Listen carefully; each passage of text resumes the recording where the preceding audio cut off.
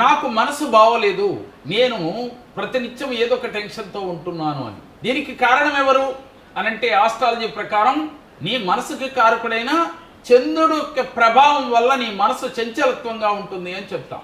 వాస్తవానికి చంద్రుడు చెబుతున్నాడు, నా వల్ల నీకు కష్టం రాలేదు, నీ వల్లే నీకు కష్టం వచ్చింది అని. ప్రతి వ్యక్తి చేసేది ఏమిటి? సమస్య ఎక్కడ వస్తుందంటే నీ మనసులో వస్తుంది, నీ ఆలోచనలో వస్తుంది. కానీ నువ్వేమంటావు? చంద్రమహర్దశ అనుకూలత లేదు అని చెప్తావు. వాస్తవంగా అనుకూలత ఉన్నా లేకపోయినా నువ్వు చేయవలసింది ఏమిటి అని అంటే, నీకు ఎప్పుడైనా ఒక టెన్షన్, ఒక ఆలోచన, ఒక కోపము ఏదైనా వచ్చింది, వెంటనే దాని గురించి థింక్ చేసి దాన్ని అక్కడే వదిలేయి.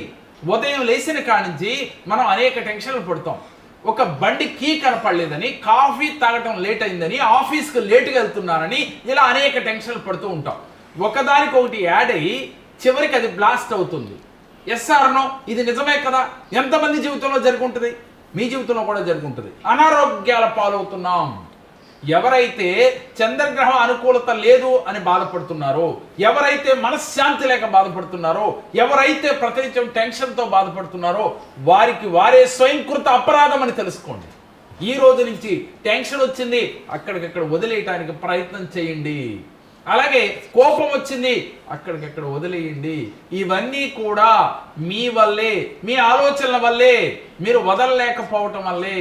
కాబట్టి చంద్రుడు మనకు అనుకూలించాలంటే చంద్రుడు ఇలా చెప్తున్నాడు, ఎవరైతే నేను చెప్పినట్టుగా మీరు ఉంటే నేను ఎప్పుడూ మీకు అనుకూలిస్తాను అని. ఏమని?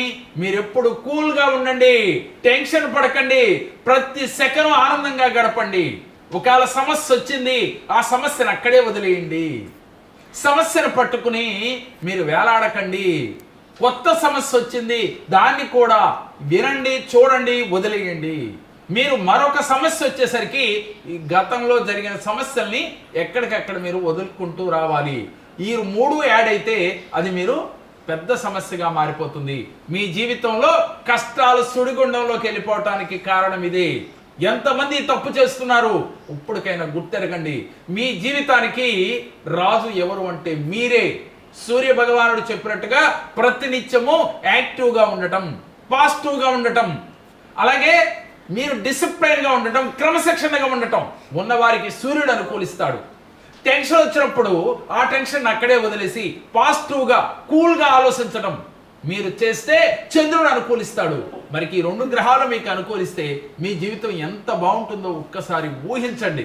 ఆనందం ఉంటుంది. కాబట్టి ఎప్పుడు పాజిటివ్గా ఉంటే మీ జీవితం ఆనందమయమవుతుంది.